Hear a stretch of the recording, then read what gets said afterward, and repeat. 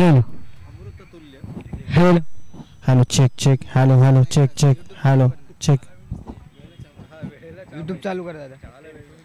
बघा ना लाईव्हला बघा ना पीटीसी लाईव्ह. Hello. हा येते ना.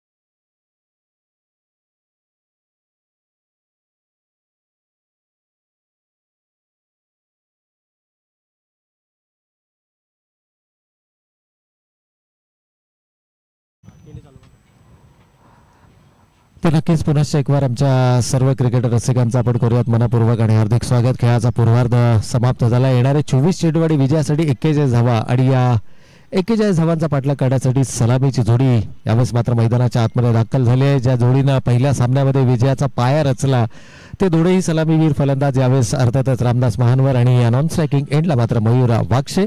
गोलंदाजीच्या मार्कवरती आपण पाहतो फिरकीचा जादूगर या मैदानावरती सर्वाधिक बेस्ट बॉलरचा प्राइजेस जिंकणारा प्रत्येक क्रिकेट हंगामामध्ये या खेळाडूच्या माध्यमातून मात्र सर्वाधिक सर्वोत्कृष्ट गोलंदाजाचे पारितोषिक पटकावले जातात. तो सुरेश मुनीम फिरकीचा जादूगर यावेळेस मात्र बॉलिंग मार्कवरती. हायवे एंडकडनं पहिलं षटक हाताळलं जातं. पहिल्या षटकाला कशा पद्धतीनं युटिलाइज केलं जाणार यावरती मात्र या सामन्याचं भवितव्य आधारून असेल. पहिल्या चेंडूला सन्मान दिला आहे. मागच्या इनिंगमध्ये देखील रामदास महानवरसाठी पहिला चेंडू हा उसळी घेणारा चेंडू होता गोलंदाज रमजानचा आणि त्या चेंडूला मात्र खूप चांगल्या पद्धतीनं त्यानं हाताळलं होतं आणि याही वेळेला उजव्या यष्टी बाहेरचा हा चेंडू होता. टप्पा पडल्यानंतर मात्र आणखीन बाहेर निघणारा चेंडू आणि त्या चेंडूला सन्मान देत असताना मात्र सिंगल त्यानं आपल्या धावफलकावरती अंकित केले. धावसंख्येचा श्रीगणेशा झालाय. विजयासाठी 41 धावांचं लक्ष्य आणि इथून मात्र येणारे 23 चेंडू आणि 40 धावांची गरज. मयूर वाक्षेला आपला स्वाभाविक खेळ मैदानावरती साकारावा लागेल. खरं तर मागच्या सामन्यामध्ये सुरुवात दमदार मिळवून दिली होती आपल्या संघाला. सलग 3 चौकार लगावत असताना त्या खेळाडूंना आपली उपयुक्तता सिद्ध केली होती. आपला फॉर्म कशा प्रकारचा आहे हे मात्र त्यानं दर्शवलं. यावेळेला आखूड टप्प्याचा चेंडू होता. ऑन साईडला बिगेट केलाय. क्षेत्ररक्षक त्या ठिकाणी येणार. चेंडू आवाक्याच्या बाहेर आणि इथून मात्र पंचांचा इशारा.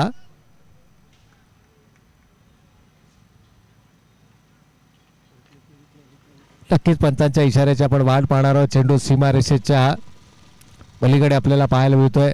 ॲक्शन रिप्लेमध्ये देखील आपण पाहू शकता कशा पद्धतीने चेंडूची लाईन कव्हर केली आणि त्यानंतर मात्र कमालीचं एक्झिक्युशन हे दर्शवत आहे की Mayur Vakshe the man in form का या खेळाडूचा आपण सातत्यानं उल्लेख करतो. षटकारानं संघ जाऊन पोहोचलाय धावा धावफलकावरती उंच भरारी घेताना 7 धावा. ज्या गोष्टीचा आपण उल्लेख केला होता की पहिल्या षटकाला तुम्ही कशा पद्धतीने युटिलाइज करताय. 15+ धावा जर का पहिल्या षटकामध्ये आल्या. यावेळेला मात्र पुन्हा एकदा रिव्हर्स स्वीप अटेम्प्ट केलाय. कमालीचा टायमिंग आहे. यावेळेला क्षेत्र निवडलंय थर्ड मॅनचं. चेंडू one bounce into the fins. 4 धावांसाठी चौकार. कमालीची फलंदाजी पहा. दबाव तंत्राचा वापर केला. लिमिट ऑफ रिझन मध्ये एक क्षेत्ररक्षक तैनात केला मात्र दबावाला बळी न पडता आपला स्वाभाविक खेळ मैदानावरती साकारत असताना आपला फॉर्म आहे तो फॉर्म मात्र दर्शवणारा हा फटका मयूरच्या बॅटमधून तब्बल आज आतापर्यंत जर आपण पाहिलं तर मयूरकडनं 5 स्विच हिट प्रयत्न केला गेला आणि त्यामध्ये एका रिव्हर्स स्वीपवरती चौकार आणि याही वेळेला जर आपण पाहिलं तर या रिव्हर्स स्वीप फटक्यावरती मात्र आणखीन एका चौकाराची मेजवानी त्याच्या माध्यमातून पाहायला मिळाली. या चौकारानं संघ जाऊन पोहोचलाय. दुहेरी अंकामध्ये धावा धावफलकावरती आल्यात त्या 11 धावा. सुरेश मुनीमवरती केला गेलाय हल्लाबोल आणि त्याचं प्रत्युत्तर मात्र गोलंदाजीच्या माध्यमातून सुरेश मुनीम कशा पद्धतीनं देणार. 1 षटकार 1 चौकार 1 सिंगल. 3 चेंडूंचा झाला खेळ समाप्त. 11 धावा धावफलकावरती. अजूनही येणारे 21 चेंडू आणि आता 30 धावांची गरज. चेंडू आणि धावांमधलं अंतर आता हळूहळू कमी होताना आपल्याला पाहायला मिळतंय आणि हेच अपेक्षित होतं सलामीवीर फलंदाजाच्या माध्यमातून. याही वेळेला पुन्हा एकदा मोठा फटका खेळण्याचा मानस. यावेळेला लाऊड अपील. अगदी यष्ट्यांच्या आजूबाजूला असणारा प्रत्येकच क्षेत्ररक्षकाकडून ही अपील घेतलं गेलं. अगदी ॲक्शन रिप्लेमध्ये आपण पाहू शकता. लाईन बदलली. यावेळेला राहुल तो विकेट मारा काढण्याचा निर्णय घेतला. क्लोज टू द बॉडी शरीराच्या जवळ.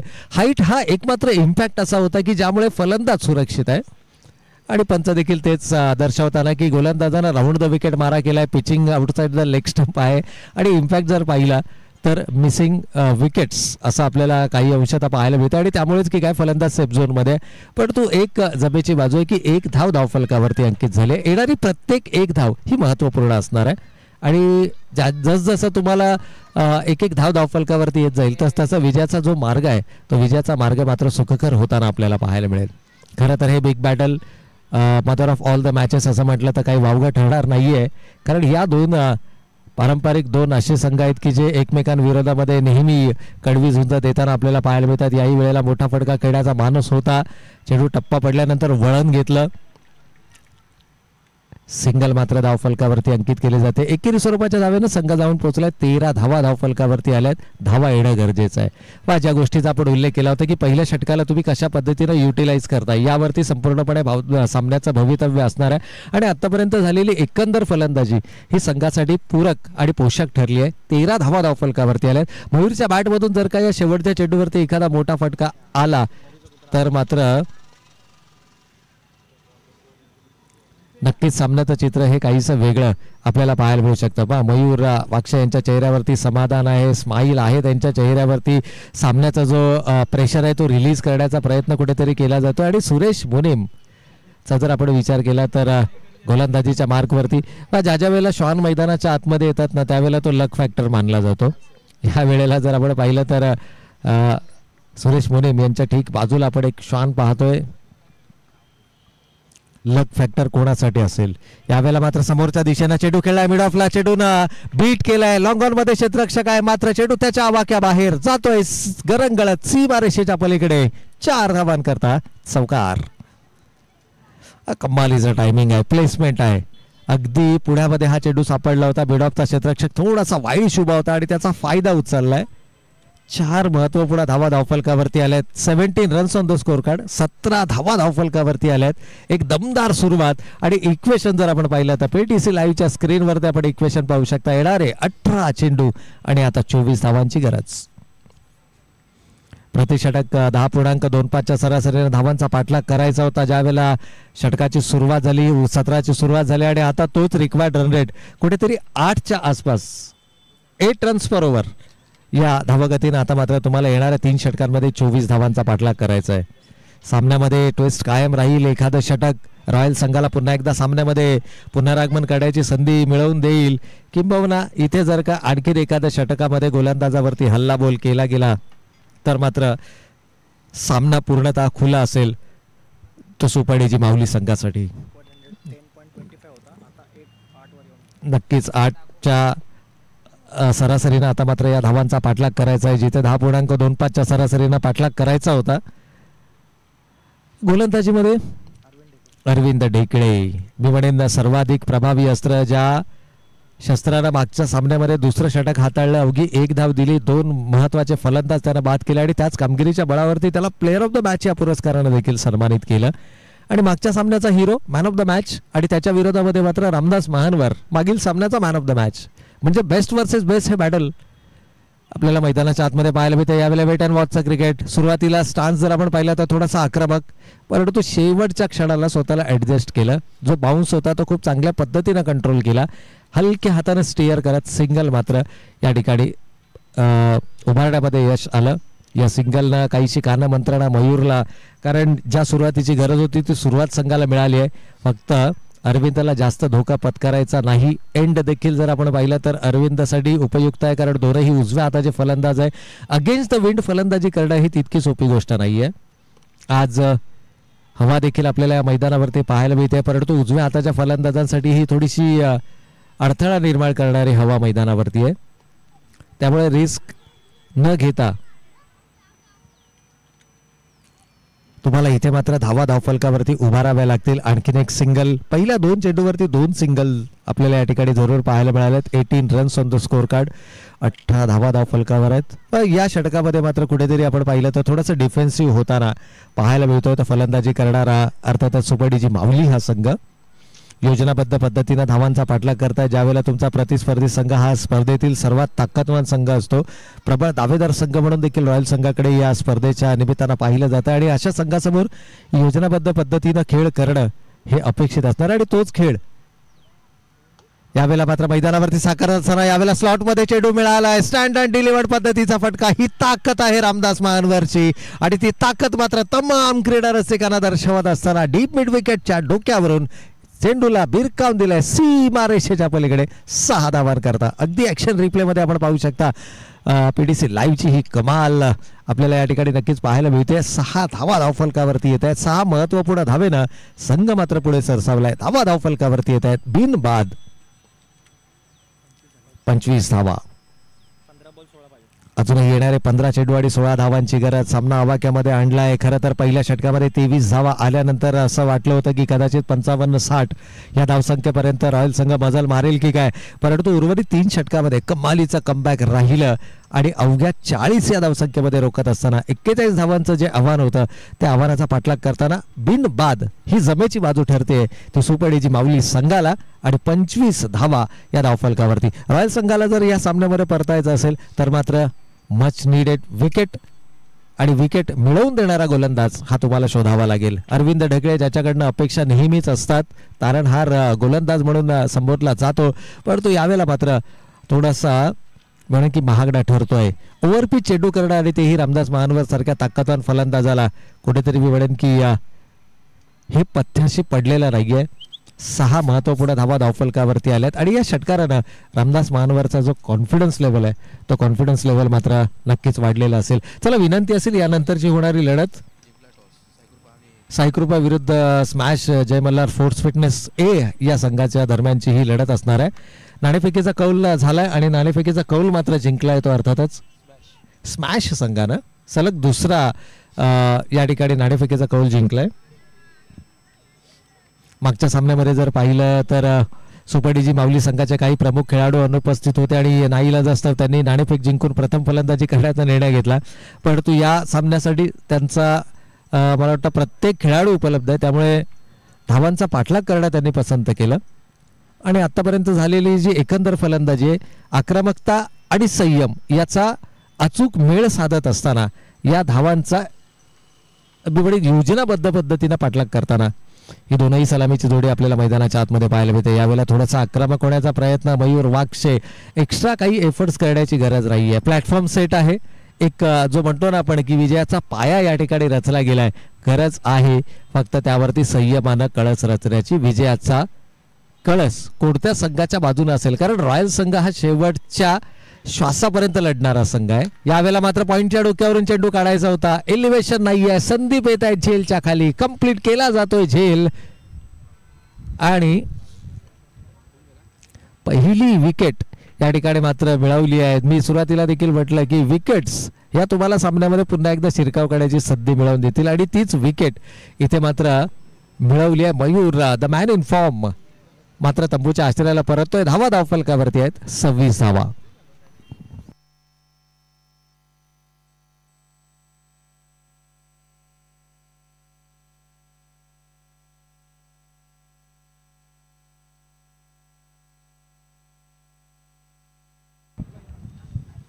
एकूण 26 धावा धावफलकावरती आल्यात. पहिला फलंदाज या ठिकाणी गमावला गेलाय. अद्यापही आपण जर पाहिलं तर स्क्रीनवरती न्यू बॅटर मैदानाच्या आतमध्ये दाखल होतोय. येणारा फलंदाज कोण असेल? I think Gajanan बोड्रे.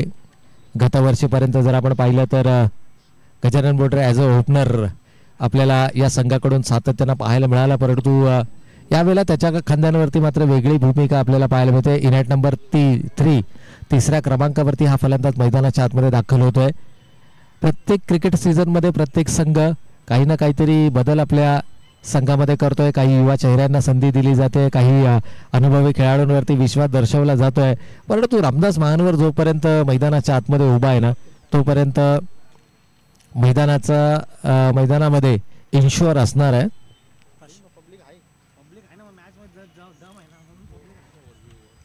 सामन्याचा जर आपण विचार केला तर या षटकामध्ये पहिल्या 2 चेंडूवरती 2 सिंगल, तिसऱ्या चेंडूवर षटकार, चौथ्या चेंडूवरती 1 धाव आणि त्यानंतर मात्र 5व्या चेंडू निर्धाव आणि 6व्या चेंडूवरती महत्त्वपूर्ण सफलता मिळाली. कमबॅक करण्याची चिन्ह आणि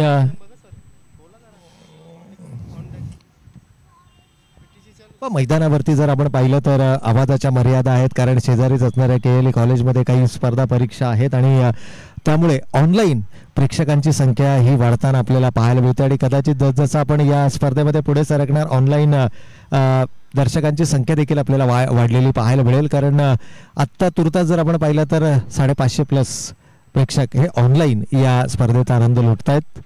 ऑन ग्राउंड एक्झॅक्टली काय घडतंय हे पाहण्यासाठी हजारोंच्या संख्येनं प्रेक्षक उभे आहेत, परंतु षटक क्रमांक 3 या ठिकाणी सुरेश मुनेमऐवजी तुषार शर्मा अर्थातच मन्नीच्या हातामध्ये चेंडू सोपवला गेला. डावखुऱ्या हाताचा हा गोलंदाज आहे आणि चांगलं क्षेत्ररक्षण, तितकीच चांगली फेकी चेंडूची आपल्याला पाहायला मिळते. सामन्यामध्ये शिरकाव करण्याची एक संधी जरी मिळाली तरी त्या संधीचं सोनं करण्याची धमक या संघामध्ये. आणि म्हणूनच मी मगाशी देखील म्हटलं की हा असा संघ आहे की जो शेवटच्या श्वासापर्यंत लढणारा संघ आहे, एक लढवय्या वृत्तीचा संघ.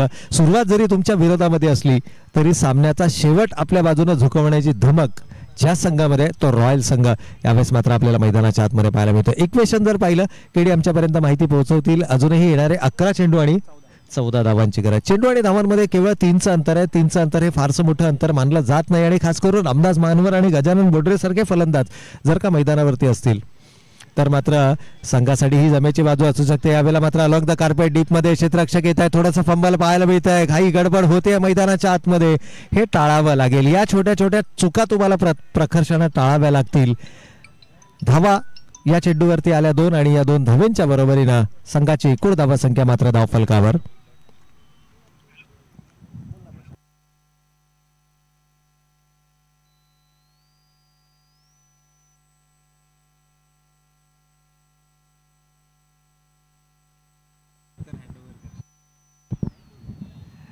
तर एकूणच धावसंख्येचा विचार केला योगेश वाघ आमचे साथी स्कोरर आमच्यापर्यंत माहिती पोहोचवत आहेत. अजूनही येणारे 10 चेंडू आणि 12 धावांची गरज. 29 runs on the score card.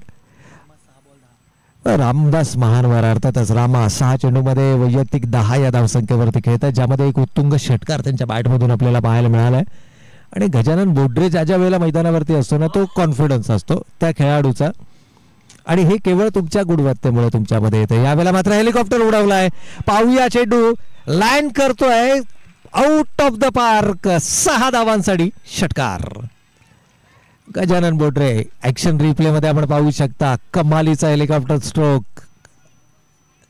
No look shot देखील म्हणता येईल याला, कारण हेलिकॉप्टर ज्या पद्धतीने त्यांना भिरकावला अगदी चेंडू सीमारेषेच्या पलीकडे लँड होताना पाहायला मिळाला. षटकार आलाय आणि या षटकारानं संघ मात्र जाऊन पोहोचलाय. धावफलकावरती धावा येत आहेत 35 धावा. 35 runs on the score card. 9 चेंडू आणि अजूनही 6 धावांची गरज हा सामना जिंकण्याकरता. मिसफिल्ड किती महागत ठरू शकते, अगदी ती चर्चा आमच्या या समालोचन कक्षामध्ये देखील आहे. आणि ज्या ज्या वेळेला केडी आमच्या समोर उपलब्ध असतात त्या त्या वेळेला अशा प्रकारच्या चर्चा पाहायला मिळतात, कारण एक मिसफिल्डिंग, स्ट्राईक चेंज आणि त्यानंतर मात्र आलेला हा षटकार. काल ललित केशवन याच्याकडून सुटलेला झेल, त्यानंतर आलेले 4 षटकार 1 चौकार 28 धावा आणि त्याच 28 धावांनी डिफरन्स क्रिएट केला, जिथे संघर्ष संघाचं स्वप्नभंग झालं आणि आदित्यवर्या लॉजिस्टिक संघानं मात्र या स्पर्धेची अंतिम फेरी गाठली. म्हणजे या ज्या छोट्या छोट्या चुका आहेत ना त्या छोट्या छोट्या चुका तुम्हाला प्रकर्षाने टाळाव्या लागतात ॲज अ क्रिकेटर म्हणून, कारण एक छोटंसं छिद्र अगदी टायटॅनिक सारख्या मोठ्या जहाजाला देखील डुबवू शकतं.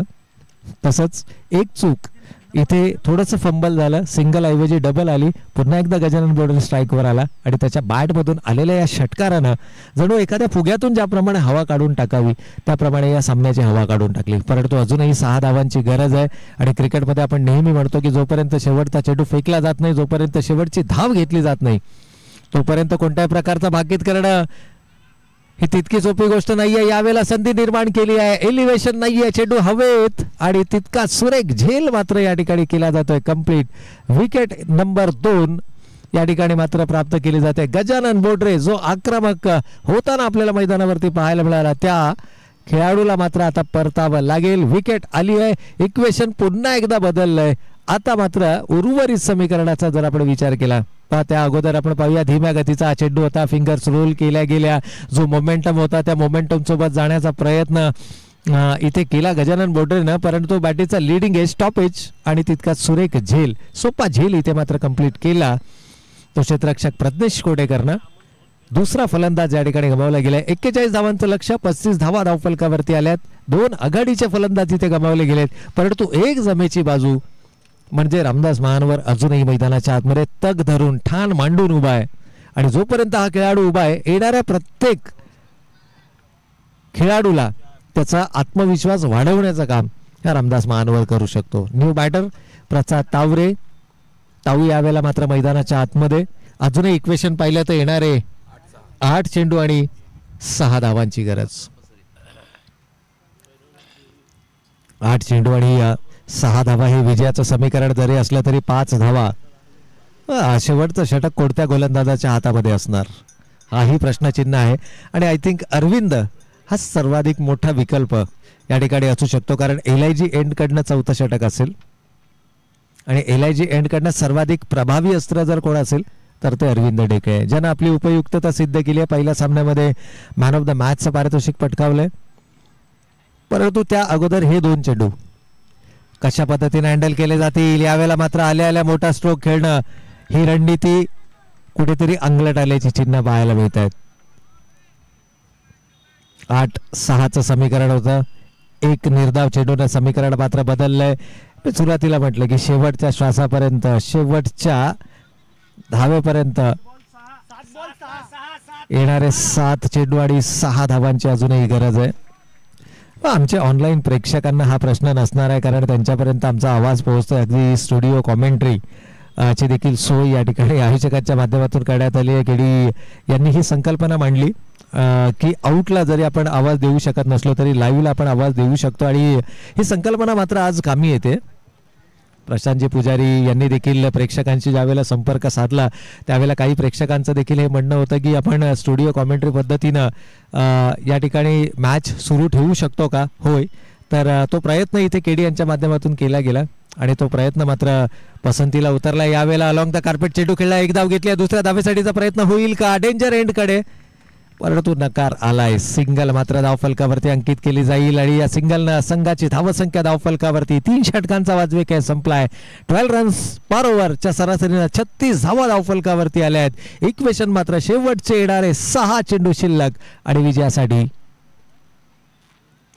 5 धावांची गरज.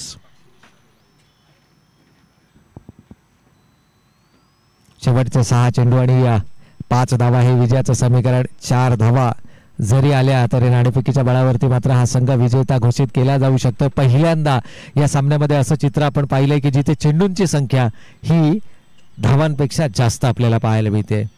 सुरुवात ज्या वेळेला झाली स्क्रीनवरती आपण पाहिलं 24 चेंडू 41 धावा, त्यानंतर 18 चेंडू 24 धावा, त्यानंतर 12 चेंडू 14 धावा आणि आता मात्र जर आपण इक्वेशन पाहिलं तर येणारे 6 चेंडू आणि 5 धावांची गरज. सामन्यामध्ये ट्विस्ट अजूनही कायम आहे. सामन्यामध्ये रंगत अजूनही कायम आहे आणि ही रंगत जर का तुम्हाला कायम ठेवायची असेल तर मात्र तुम्हाला उच्च कोटीचा क्रिकेट या मैदानावरती साकारावा लागेल. यानंतर देखील एक बिग फाईट मॅच. एकीकडे साईकृपा संघ जो संपूर्ण ताकदीनिशी या स्पर्धेमध्ये आपल्याला पाहायला मिळणार आहे आणि त्याच्या विरोधामध्ये जर आपण पाहिलं तर काही युवा चेहऱ्यांना संधी देणारा अर्थातच जय मल्हार स्मॅश फोर्स फिटनेस ए हा संघ आपल्याला या मैदानावरती पाहायला मिळेल. परंतु तत्पूर्वी इक्वेशन जर पाहिलं तर येणारे 6 चेंडू आणि 5 धावांची गरज. निर्णय इथे घेणं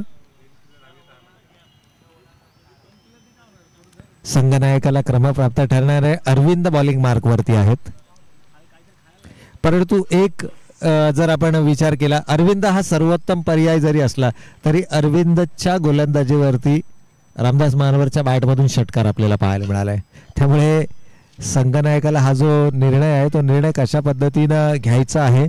परंतु ज्यावेळेला तुमच्याकडे फारसे विकल्प उपलब्ध असतात त्यावेळेला तुम्ही सर्वात जवळचा विकल्प निवडता आणि मी म्हणेन या सिच्युएशनमध्ये प्रज्ञेश कोडेकरनं देखील बरेचसे सामने अशा प्रकारच्या आपल्या संघाच्या बाजूने झुकवलेत. मग ते डेचं क्रिकेट असो नाईटचं क्रिकेट असो अशा प्रकारच्या सामन्यांमध्ये हातखंड आहे. परंतु यावर्षीच्या क्रिकेट हंगामामध्ये फारसा टचमध्ये नसणारा गोलंदाज आहे. त्यामुळेच की काय कदाचित अरविंद ढेकळेवरती इथे विश्वास दर्शवला गेला. आणि प्रज्ञेश कोडेकरचा जर विचार केला तर प्रज्ञेश कोडेकर हा मध्यमगती गोलंदाज आहे, वेगवान गोलंदाज आहे आणि त्याच्या तुलनेमध्ये अरविंद हा फिरकीचा जादूगर आहे. त्यामुळे कदाचित फिरकीवरती विश्वास दर्शवला गेलाय. कारण ज्यावेळेला ॲज अ फलंदाज तुम्ही आक्रमक होता त्यावेळेला फिरकीच्या जाळ्यामध्ये अलगत अडकवणं ही सोपी गोष्ट असते. त्यामुळेच की काय अरविंद ढेकळेच्या हातामध्ये चेंडू सोपवला गेलाय. शेवटचे 6 चेंडू शिल्लक आहेत. श्वास रोखून धरणारा हा सामना आपल्याला मैदानाच्या आतमध्ये पाहायला मिळतो. संदीप सातत्यानं संपर्कामध्ये आहे. खेळाडूंच्या संपर्कामध्ये एका सिनियर खेळाडूने राहणं ही देखील जमेची बाजू. फील्ड प्लेसमेंट ही सर्वाधिक महत्वाचा फॅक्टर असणार आहे.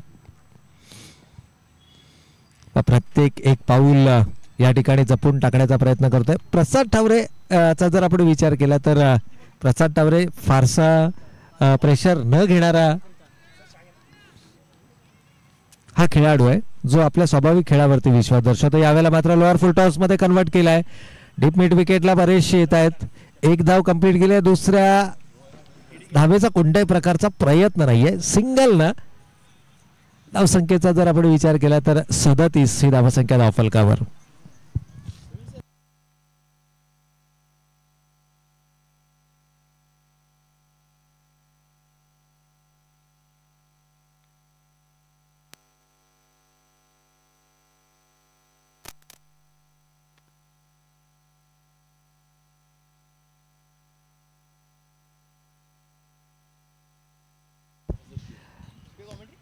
यावेळेला मात्र उजव्या यष्टी बाहेरचा चेंडू हलक्या हाताने स्टीअर केलाय. संधी निर्माण झाली आहे. खरं तर इथे कलेक्शन खराब पाहायला मिळालंय. अक्षय सरोदेकडनं या चुका होणं अपेक्षित नाहीये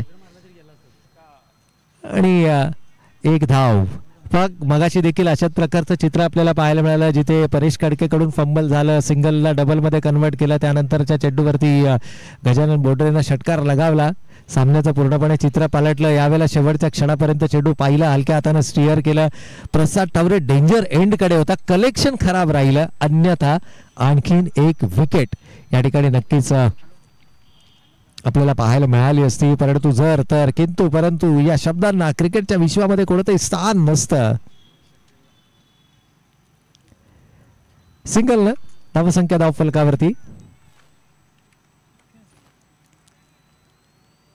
38. शेवटचे 4 चेंडू आणि अजूनही 3 धावांची गरज असेल हा सामना जिंकण्याकरता.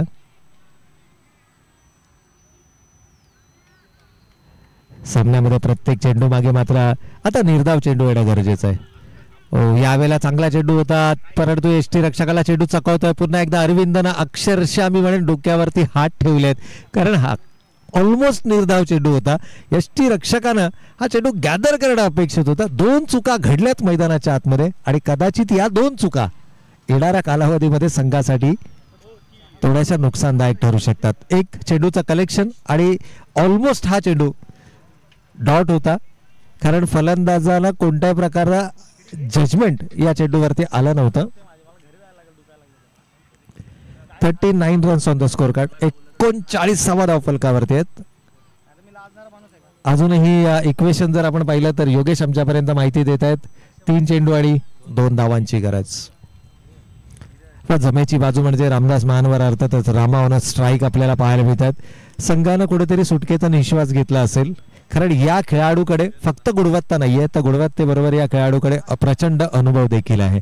अशा प्रकारच्या मॅच सिच्युएशन्स मध्ये नब्स कशा पद्धतीने कंट्रोल करायच्या कशा पद्धतीनं सामन्याचं हे सिच्युएशन हँडल करायचं हे रामदास महानवरला ठाऊक आहे. यावेळेला मात्र संधी निर्माण केली होती गोलंदाजानं आणि सिंगल मात्र धावफलकावरती आपल्याला पाहायला मिळते. Scores are level. Action replay मध्ये आपण पुन्हा एकदा पाहू शकता संधी होती या ठिकाणी. मोठा फटका खेळायचा मानस जरूर. Sandeep one of the best fielder परंतु त्याच्याकडून मात्र ही चूक झाली आहे. आणि याचबरोबर सांघिक धावसंख्येची बरोबरी आणि नाणेफेकीच्या बळावरती मात्र या ठिकाणी विजेता घोषित ठरतोय तो अर्थातच सुपर डीजी माऊली संघ. विजेता संघाचं हार्दिक हार्दिक हार्दिक अभिनंदन. आणि अगदी आपण स्क्रीनवरती देखील पाहू शकता जर आमचे कॅमेरामॅन फोकस करतील. यस या ठिकाणी शेवटच्या क्षणापर्यंत शेवटच्या चेंडूपर्यंत आणि शेवटच्या धावेपर्यंत ज्यानं संपूर्णपणे जबाबदारी आपल्या खांद्यांवरती घेतली तो रामदास महानवर आणि त्याचं विशेष अभिनंदन करण्यासाठी संघाचे पुरस्कर्ते आदरणीय दिनकरजी पोपेडा देखील आपल्याला ऑन स्क्रीन पाहायला मिळतात. विजेत्या संघाचं हार्दिक हार्दिक हार्दिक अभिनंदन. आणि जाऊयात या सामन्यातील प्लेअर ऑफ द मॅच या पुरस्काराकडे.